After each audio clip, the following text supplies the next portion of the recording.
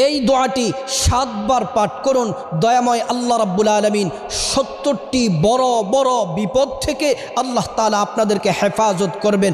বিখ্যাত তাবিঈ হযরতে মাকহুল রাহমাতুল্লাহি আলাইহি তিনি বলেন, এই বাক্যগুলা যে ব্যক্তি 7 বার পাঠ করবে, প্রত্যেক দিন 7 বার পাঠ করবে, আল্লাহ তাআলা তার 70টি বড় বড় বিপদ দূর করে দিবেন।